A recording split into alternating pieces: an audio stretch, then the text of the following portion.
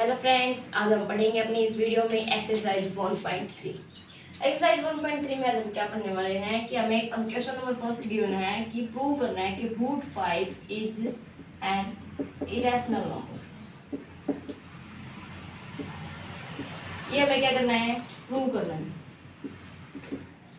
तो रूट 5 को हम एक्सरसाइज 1.2 में हम पढ़ चुके हैं, 1.1 में भी हम पढ़ चुके हैं कि रैशनल और इरेशनल नंबर्स क्या होते हैं। तो पी बाई क्यू की फॉर्म में इनको लिख सकते हैं और क्या हो जिसमें नॉट इक्वल टू 0 होता है, ये क्या होता है हमारे रैशनल नंबर्स होते हैं। और जो इनको पी बाई क्यू की फॉर्म में नहीं लिख सकते वो क्या होते हैं हमारे इरेशनल नंबर्स होते हैं। अब हमें क्या प्रूव करना है कि रूट 5 क्या है, एक इरेशनल नंबर है, यानी कि इसको पी बाई क्यू की फॉर्म में हम नहीं लिख सकते। और इसके लिए हम इसको प्रूव करने के लिए वो हम क्या करेंगे, फर्स्ट ऑफ ऑल लेट कर लेते हैं कि let us assume that root 5 is a rational number। ये हमने क्या किया है, अज्यूम किया है कि हमने स्टार्टिंग में ही हमने मान लिया है कि रूट 5 क्या हमारा एक रैशनल नंबर है। अब ये हमारा जंक्शन है और दूसरा जंक्शन हमें क्या करना है कि ए और बी कोई भी दो नंबर्स हैं जो कि को प्राइम्स हैं। ये भी हमने क्या किया है कि ये भी अज्यूम किया है कि ये दोनों को प्राइम, क्योंकि अगर रूट 5 एक इरेशनल नंबर हमें शो करना है तो अगर दो नंबर्स हम ले रहे हैं ए और बी, कोप्राइम का मतलब क्या होता है, और कोप्राइम का मतलब होता है कि जिसके 1 के अलावा उनका कोई भी अदर फैक्टर नहीं होता, अदर मल्टीपल नहीं होता। तो इसलिए हम क्या करेंगे, इनको ए और बी को कोप्राइम ले रहे हैं, क्योंकि अगर इनका कोई और फैक्टर होगा तो उस केस में क्या हो जाएगा, ये एक रैशनल नंबर हो जाएगा, उसको उसकी फॉर्म में लिख सकते हैं, पी बाई क्यू की फॉर्म में भी लिख सकते हैं, क्योंकि वो इसका डिविजिबल रहेगा। इसलिए इनको क्या ले रहे हैं, हम कोप्राइम ले रहे हैं। तो अब हम क्या करेंगे कि रूट 5 को रैशनल मान लिया और ए और बी क्या हमारे पास कोप्राइम नंबर्स है, दो नंबर्स है। क्या है कि रूट 5 इज इक्वल टू है ए अपॉन बी, ये हमने अज्यूम किया, ठीक है। तो root 5 is equal to A upon B है। अब हम क्या करेंगे, इसको बी को इस साइड ले आते हैं, ए क्या आ जाएगी रूट 5 इंटू बी हो जाएगा। अब क्या कर देते हैं, squaring both sides, squaring both sides, squaring both sides करेंगे तो उस केस में क्या हो जाएगा, a square is equal to root 5 का स्क्वेयर इंटू बी स्क्वेयर, इससे ये कैंसिल यानी 5b स्क्वेयर। ए स्क्वेयर की वैल्यू आ रही है 5b square, A square is equal to 5b square, यानी कि अगर इस 5 को इस साइड लेके आए तो क्या होगा, a square upon 5 is equal to b square. यानी कि ये सिचुएशन क्या शो कर रही है, ओनली 5 है वो डिविजिबल है, 5 इज डिविजिबल बाय ए। ये हमें इस सिचुएशन से पता चल रहा है। ये हमारी मान लेते हैं इक्वेशन फर्स्ट। अब हम करते हैं कि अब सपोज कर लेते हैं कि ए को प्राइम है, तो अगर 5 से डिविजिबल है तो ए को 5c के इक्वल मान लेते हैं। ए को 5c और c यहाँ पे क्या है, c इज एन इंटीजर।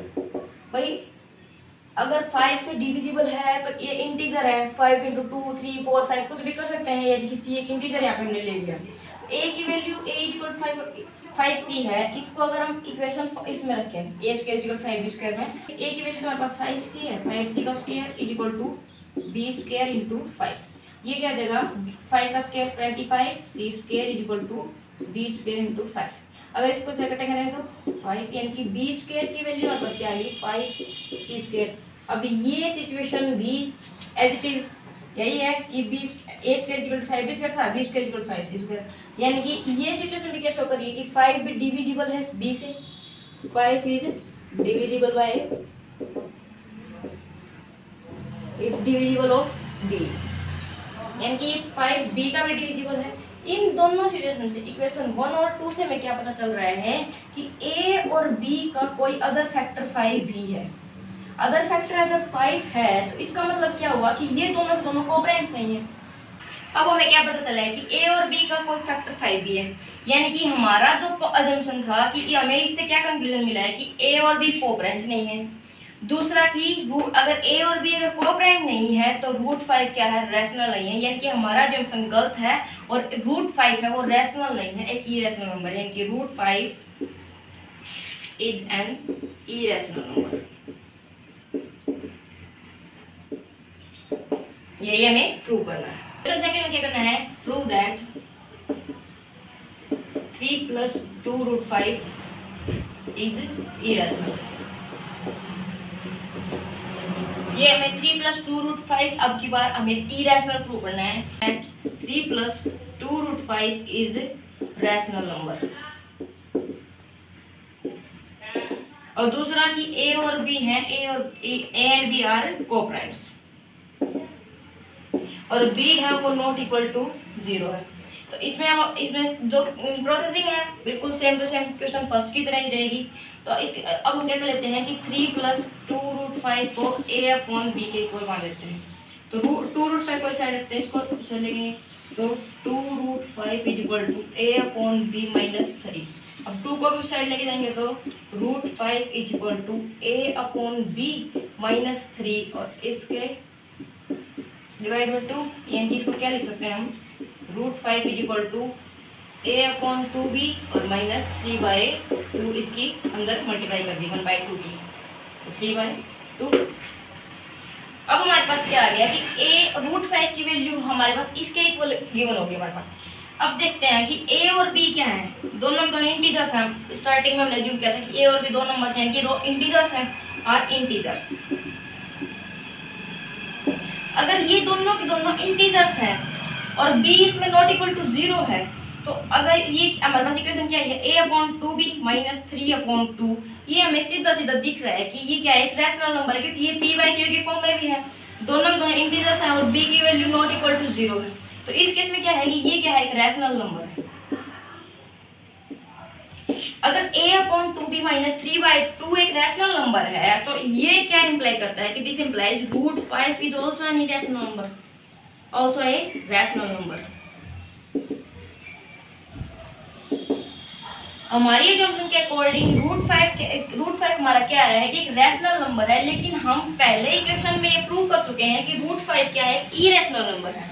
अगर रूट 5 एक इरेशनल नंबर है तो इसका मतलब क्या है कि हमारा जो एजम्पशन था कि a और b कोप्राइम है वो भी गलत है, और 3 प्लस 2 रूट 5 है वो भी इरेशनल नहीं है। यानी कि रूट 5 अगर रैशनल नंबर नहीं है तो इसका मतलब ये है कि 3 plus 2 root 5 is also an irrational number.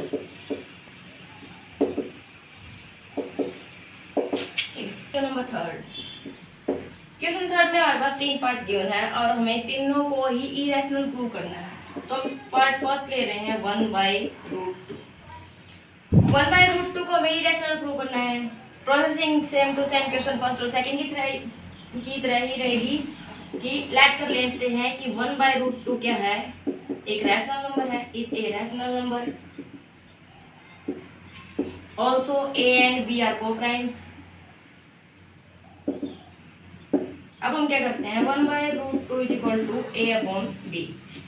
ये अपॉन में √2 है तो 1/√2 है और is equal to a upon b है। तो अपॉन में जब √2 होता है उसको हम नीचे अंडर रूट को खत्म करने के लिए क्या करते हैं, रैशनलाइजेशन करते हैं। रैशनलाइजेशन का मतलब उसी से मल्टीप्लाई, उसी से डिवाइड, यानी कि √2 upon √2 into 1/√2 is equal to a upon b है। तो ये क्या आ जाएगा, √2 अपॉन रूट से रूट कैंसिल हो गए 2 a अपॉन b।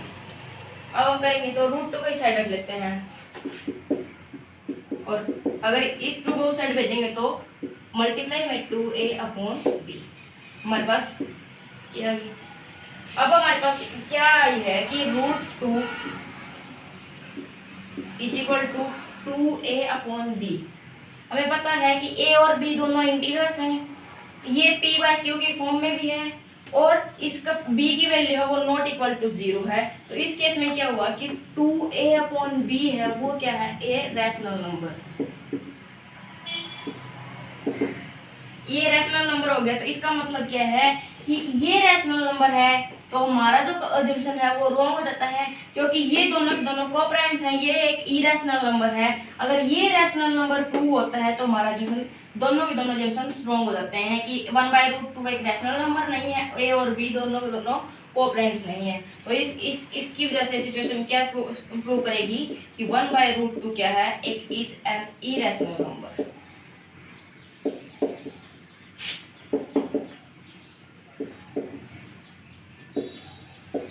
एक बार मैं दोबारा से रिपीट कर दूं कि 1/√2 है, इसका रूट उठाने के लिए हमने क्या किया, इसका रैशनलाइजेशन किया है। तो हमारे पास रैशनलाइजेशन करने के बाद हमारे पास इक्वेशन आती है कि √2/2 a अपॉन b।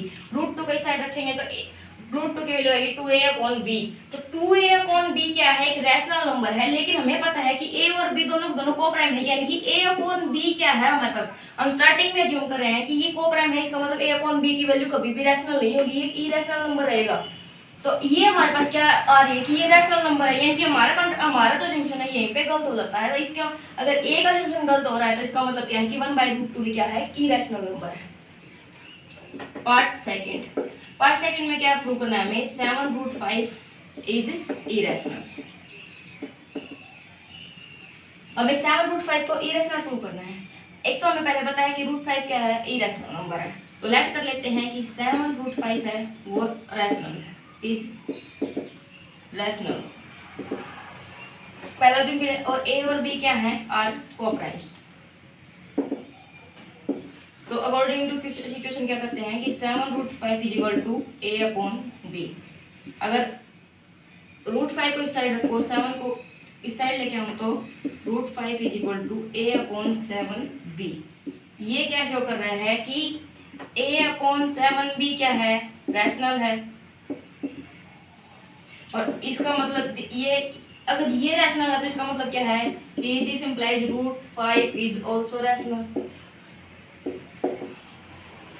लेकिन ये हमारा कॉन्ट्राडिक्शन है, इस मतलब कि जो कॉन्ट्राडिक्शन है कि √5 एक रैशनल नंबर है, जो हम फर्स्ट क्वेश्चन में प्रूव भी कर चुके हैं, और हमें नेचुरली पता भी है कि √5 √2 क्या होते हैं, इरेशनल नंबर होते हैं। तो ये इस फैक्ट को कॉन्ट्राडिक्ट कर रहा है कि √5 एक रैशनल नंबर है, यानी कि √5, लेकिन एक्चुअली क्या होता है कि √5 इज ए इरेशनल नंबर, यानी कि हमारा जंक्शन गलत है। 7√5 क्या है, एक इरेशनल नंबर है, is an irrational number. Part third, 6 + √2 is irrational, हमें प्रूव करना है ये। तो लेट कर लेते हैं कि 6 + √2 क्या है, इज रैशनल। और ए और बी क्या है, आर कोप्राइम्स। अब क्या करते हैं हम, 6 + √2 को ले लेते हैं a/b के इक्वल। अगर 6 को साइड लेके जाएंगे तो क्या होगा, √2 is equal to a/b - 6। a/b - 6 क्या है, एक रैशनल नंबर है, क्योंकि ये p/q की फॉर्म में है और b की वैल्यू नॉट इक्वल टू 0 है। तो इस ये कंट्राडिक्शन, ये हमें इससे हमें क्या होता है कि क्या पता चलता है कि √2 क्या है, √2 इज आल्सो रैशनल, क्योंकि हमें पता है कि √2 क्या है, इज ए इरेशनल नंबर। ये हमारे फैक्ट को मतलब जो एक नेचुरल फैक्ट है कि √2 एक इरेशनल नंबर है, उसको गलत शो कर रहा है कि ये तो बोल रहा है कि √2 क्या है, एक रैशनल नंबर है। इसलिए क्या होता है कि हमारा जो अजम्पशन है वो गलत हो जाता है कि 6 + √2 क्या है, एक रैशनल नंबर है। तो आंसर 6 + √2 इज एन इरेशनल। इसका रीजन हम क्या लिखते हैं, because this contradict the fact that √2 is irrational। Okay, मतलब इसका रीजन क्या रहेगा, क्योंकि अगर ये फैक्ट क्या बोल रहे हैं क्वेश्चन की जो सिचुएशन हमने एज्यूम की है कि वो √2 क्या है, एक रैशनल नंबर है, जो कि इसका कॉन्ट्राडिक्शन है कि √2 एक इरेशनल नंबर है। Thanks for watching. अगर आपको इस एक्सरसाइज से रिलेटेड या फिर पीछे की जो एक्सरसाइज है उनसे रिलेटेड अगर कोई भी आपको डाउट है तो आप कमेंट करके पूछ सकते हैं।